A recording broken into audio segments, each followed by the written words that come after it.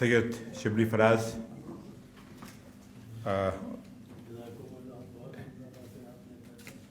شبلی صاحب نے کہا کہ ان میں اور فراز صاحب میں بہت فاصلہ ہے. دیکھیے بالکل فاصلہ نہیں ہے. فراز صاحب اپنے لفظوں میں وہ جادوگری کرتے تھے اور ان کا جو اپنے وطن تھے اور اپنے لوگوں سے جو ان کی کمٹمنٹ تھی وہی کمٹمنٹ جو ہے وہ آپ کی بھی اپنے لوگوں سے ہے. اگر آپ اس طرح سے اس کو لے کے آگے چلے تو جو فراز صاحب کا جو عملی نمونہ ہے وہ آپ کی ذات میں اور آپ کی شخصیت میں ہے.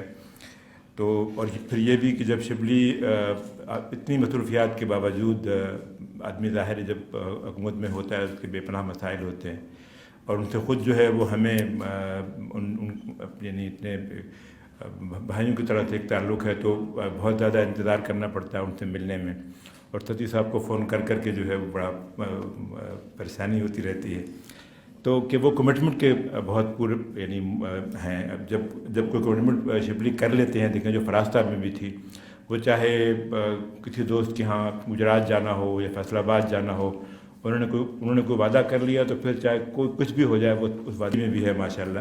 اور ہماری خوش بختی ہے کہ آج ہم تو یہی سمجھتے ہیں کہ جب بھی شبلی ہوتے ہیں یا شادی ہوتے ہیں تو فراز صاحب یہاں موجود ہیں. اور میں نے یہی کہا تھا کہ ان کو اس طرح کے محافل میں جو شعر کی ہیں اور ادب کی ہیں ان کو آتے رہنا چاہیے. تو وہ ہماری خوش بختی کے سعدی فراز اور شبلی فراز دونوں اکثر فراز صاحب ہیں تو ہم ان کو یہاں پہ خوش آمدید کہتے ہیں اور بہت ان کی محبت کہ وہ یہاں پہ تشریف لائے اور اس تقریب کو عزت بخشی. اور اب مجھے بہت معذرت وہ چونکہ جیسے حکومت میں مشکلات ہوتی ہیں اور وہ ذہنی دباؤ میں ہوتے ہیں تو جو تقریب کا منتظم ہوتا ہے اس کو بھی اسی طرح کی صورتحال تک کہ وہ بہت ساری چیزوں کو ایک ساتھ وہ مینیج کر رہا ہوتا ہے کہ مجھے الطاف بخاری صاحب کو پہلے بلانا چاہیے تھا بعد میں شبلی کو. تو میں الطاف بخاری صاحب ہمارے آج کی تقریب جن کے سبب سے یہ تقریب ہوئی اور ان کی بہت محبت کہ انہوں نے ہمیں اتنا وقت دیا. وہ بہت ہی خوبصورت شاعر ہیں, بہت اچھے دوست ہیں. سب سے بڑھ کر یہ کہ واقعتاً مجھے رشک آتا ہے کہ وہ اتنے سچے اور کھرے پاکستانی ہیں کہ ان سے مل کر جو ہے وہ آپ کبھی بھی یہ محسوس نہیں کرتے کہ آپ کسی دوسرے دنیا کے آدمی سے مل رہے ہیں. آپ ہیوسٹن میں جائیں یا ملک سے باہر ہوں اور جو لوگ آپ کو یہ سمجھیں کہ وہ اپنے وطن میں یہ ساری شاعری ان کی شاعری میں بھی آپ کو وہ سارا کچھ نظر آئے گا اور ان کی شخصیت بھی جو ہے وہ بالکل اسی کا پرتو ہے وہ جس طرح کے خود ہیں.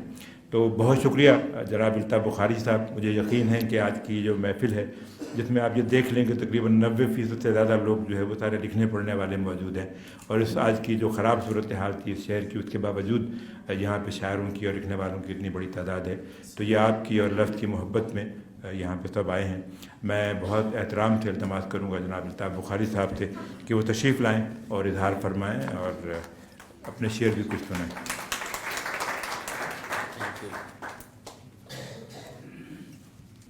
بسم اللہ الرحمن الرحیم.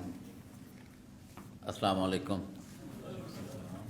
جناب صدر ذی وقار اور معزز مہمانان خصوصی جناب جلیل علی صاحب, جناب ہمارے محترم شبلی فراز صاحب, اکثر فراز, جناب سعدی فراز صاحب اور دیگر تمام خواتین و حضرات,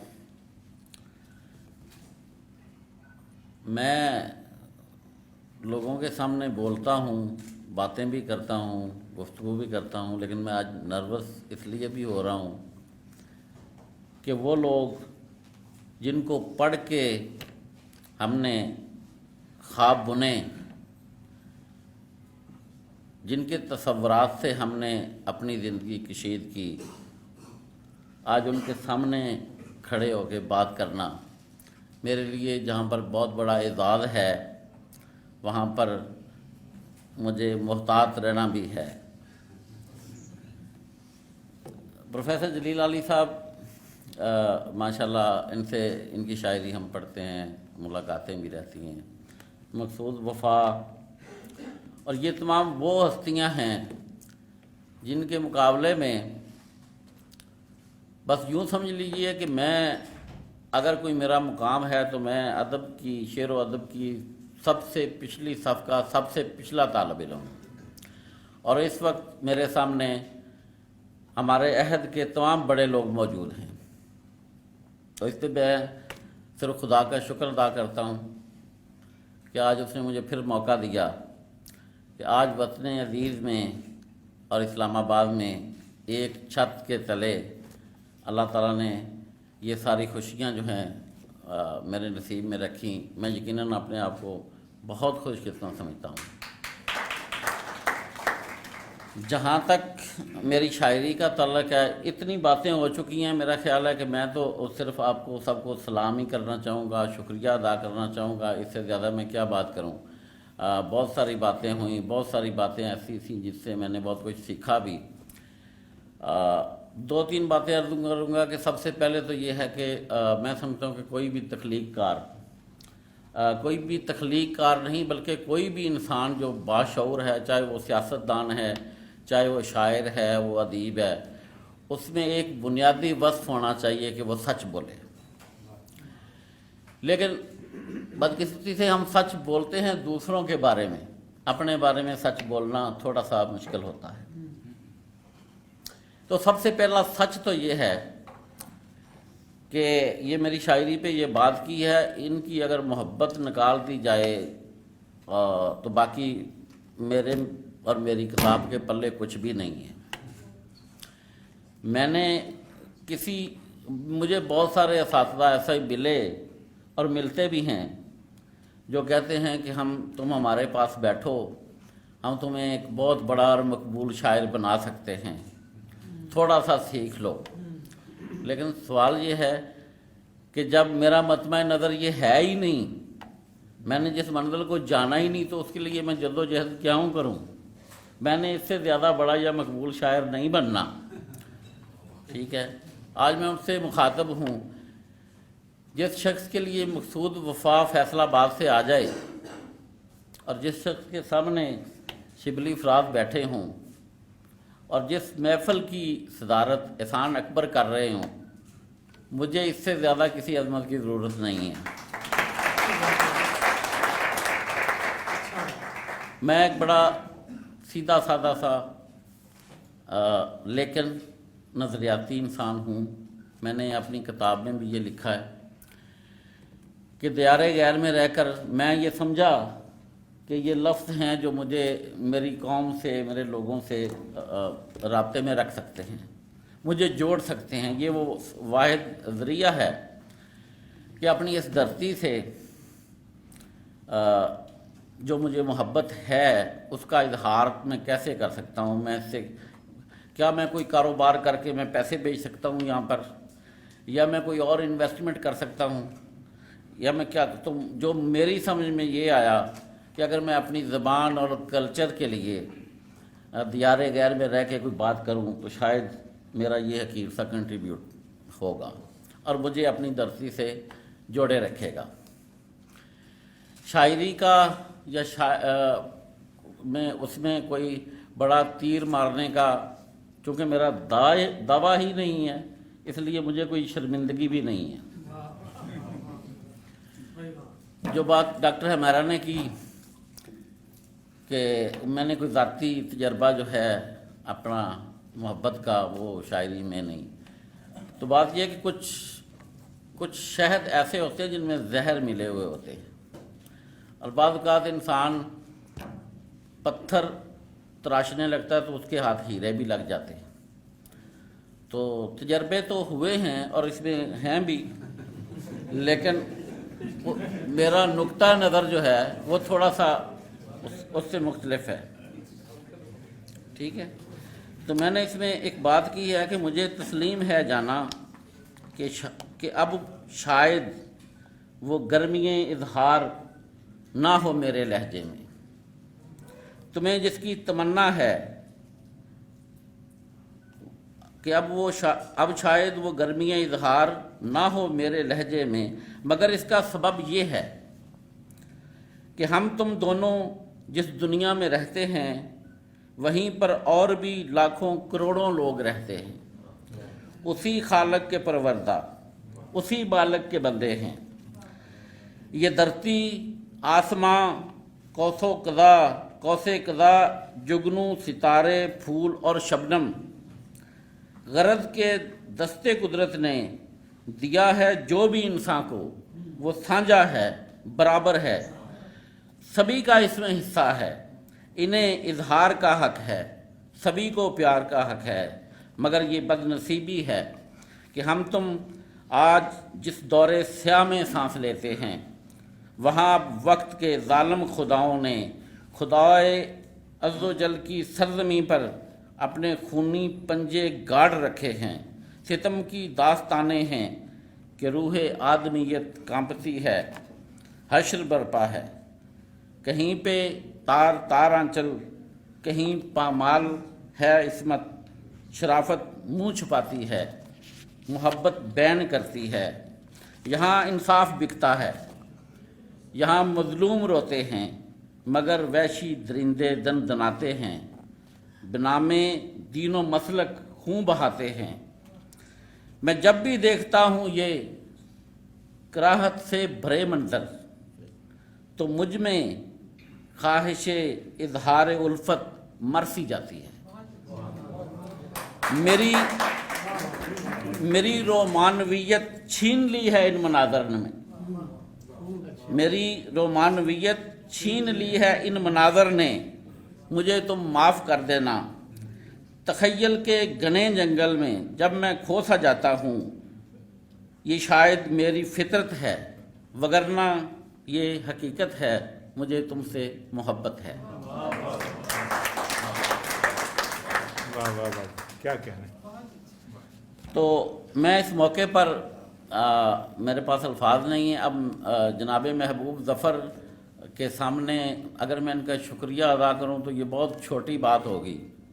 یہ وہ شخص ہیں جن کے ہوتے ہوئے ہمیں پورا پاکستان، پورا اسلام آباد اپنا آپ لگتا ہے۔ اور سچی بات یہ ہے کہ یہ جو رقص آوارگی ہے اس کا جتنا بھی کریڈٹ ہے وہ ان کے یا میرے دوست نیر صدیقی کو جاتا ہے، جنہوں نے مجھے کرونا کے دنوں میں یہ ترغیب دی، بلکہ حکم دیا، تو میں نے یہ ٹوٹے پھوٹے لفظ جو تھے وہ پیش کر دیے۔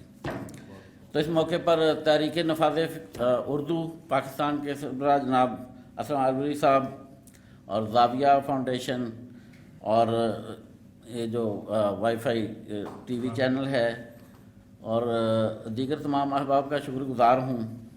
مجھے پتہ ہے کہ ان حالات میں جو آج کل پاکستان میں ہیں، ان میں اس طرح کی ادبی محفل سجانا، شبلی فراز صاحب جس طرح تشریف لائے ہیں، مجھے پتہ ہے ان کی سرکاری اور سیاسی مصروفیات، تو یہ میرے لیے بہت بڑا اعزاز کا دن ہے۔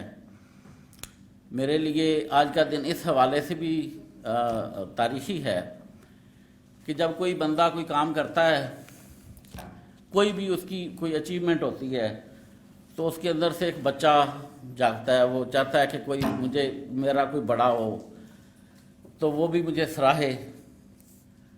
تو میرے والد تو بہت پہلے اس دنیا سے چلے گئے تھے، لیکن آج میرے بھائی سجاد شاہ صاحب یہاں موجود ہیں، جنہوں نے مجھے کبھی باپ کی کمی محسوس ہونے نہیں دی۔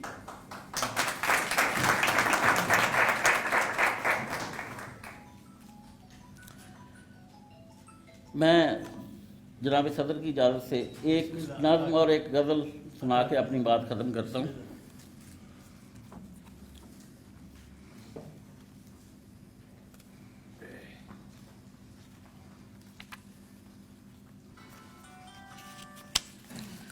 ایک نظم ہے ساون اور سناٹے کے بیچ کہ میری خاموشیوں کو جو شکست فن سمجھتا ہے، میری خاموشیوں کو جو شکست فن سمجھتا ہے، غلط فہمی اسے یہ خوشگمانی صد مبارک ہو۔ قلم خاموش ہے میرا تو اس پہ یہ تحیر کیوں؟ حسن عباس رضا آ گئے ہیں،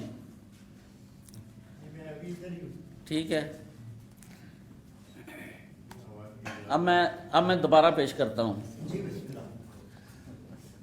کہ میری خاموشیوں کو جو، اصل میں یہ آپ کے دوست خالد خواجہ کے لیے میں نے لکھی تھی، لیکن میں آپ کی نظر کرتا ہوں کہ میری خاموشیوں کو جو شکست فن سمجھتا ہے، गलत फहमी उसे ये खुशगुमानी सद मुबारक हो।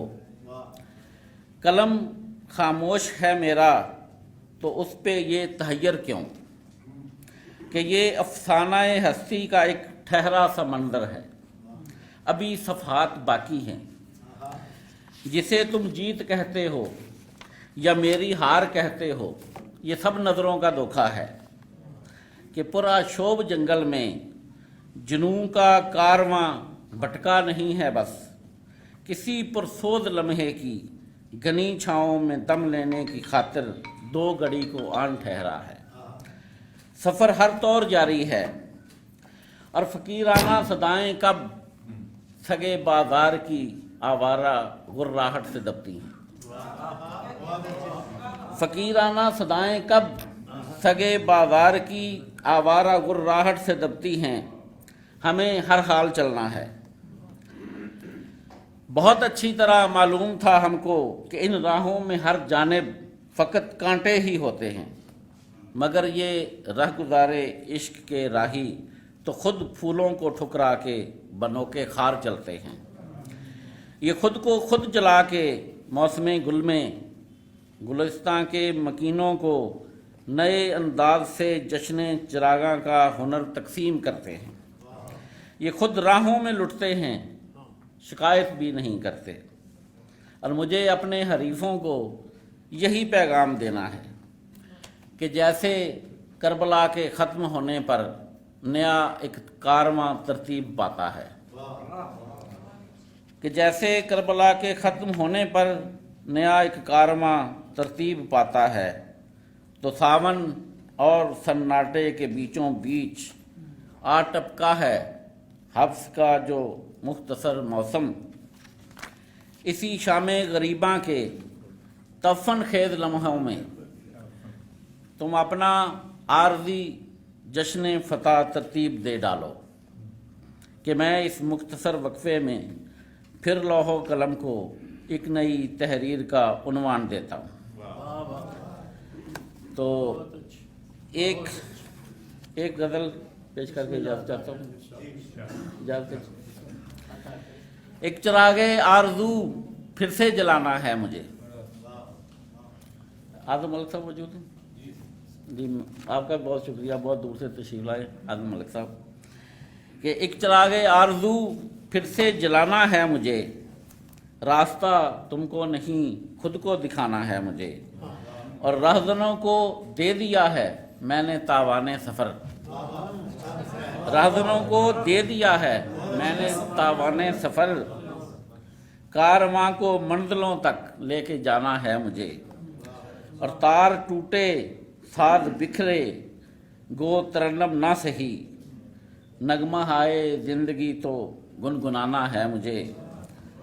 कहकशां पर चल ना पाए ये कदम तो क्या हुआ, राह मक्तल को सितारों से सजाना है मुझे। और मैं शिकस्ता दम हूँ लेकिन ये शिकस्ते दिल नहीं, मैं शिकस्ता दम हूँ लेकिन ये शिकस्ते दिल नहीं। एक नई तरतीब से लश्कर बढ़ाना है मुझे। और मैं वतन से दूर हूँ पर माँ है मेरी मुंतज़िर, धरती माँ ने जब बुलाया लौट जाना है मुझे। धरती माँ ने जब बुलाया लौट जाना है मुझे। और मेरे आंसू कब हैं वाइज तेरी जन्नत के लिए, आतिशे दोज़ख को अश्कों से बुझाना है मुझे। और डॉक्टर साहब शेर सुनिए। वक्त की करबो बला से मैंने सीखा है हुनर, वक्त की करबो बला से मैंने सीखा है हुनर, हार जाऊंगा मगर फिर जीत जाना है मुझे। और मैं नहीं चलता हवाए वक्त की रफ्तार पर, साथ अपने इन हवाओं को चलाना है मुझे। और ये एक शेर, इसमें एक ख्वाहिश जनाब शिबली साहब अपने वतन के लिए कि तितलियों के रंग खुशबू और जुगनू चाहिए, तितलियों के रंग खुशबू और जुगनू चाहिए, अपने बच्चों के लिए एक घर बनाना है मुझे। اور ہے اندھیرا اس قدر کہ اب دیا کافی نہیں، روشنی کے واسطے سورج جلانا ہے مجھے۔ اور نام جب ملک صاحب، نام جب آزردگی کا شادمانی رکھ لیا، دوستو اب کس طرح کس نے ستانا ہے مجھے۔ اور ہر طرف چسپاں کرو تصویر حوران بہشت، ہر طرف چسپاں کرو تصویر حوران بہشت، کہ شیخ جی کو میں قدے میں آج لانا ہے مجھے۔ اور یہ حسن آباد تک پہنچ گیا شعر۔ ہر طرف چسپاں کرو تصویر حوران بہشت، کہ شیخ جی کو میں قدے میں آج لانا ہے مجھے۔ اور سوچ کر کچھ اس سگے راہ سے ہے رسم و راہ کی، سوچ کر کچھ اس سگے راہ سے ہے رسم و راہ کی، کہ اس گلی میں اب تو اکثر آنا جانا ہے مجھے۔ اور جل رہا ہے شہر میرا نفرتوں کی آگ میں، ایک دریائے محبت پھر بہانا ہے مجھے۔ اور جاگ جاؤ اس بھیانک خواب سے الطاف اب، ایک سہانا خواب تم کو پھر دکھانا ہے مجھے۔ تو میں آخر میں ایک دفعہ پھر بہت زیادہ شکر گزار ہوں آپ تمام دوستوں کا۔ آج کی یہ شام آپ نے مجھے جتنی عزت دی، باخدا میں بالکل میں سمجھتا ہوں کہ جتنی میری شعری اوقات ہے اس سے زیادہ میرے پہ بات کی گئی۔ اللہ تعالیٰ آپ کو سلامت رکھے، اللہ تعالیٰ میری دھرتی کو سلامت رکھے۔ میں ہمیشہ یہ عزت افزائی یاد رکھوں گا۔ بہت شکریہ۔ پاکستان زندہ باد۔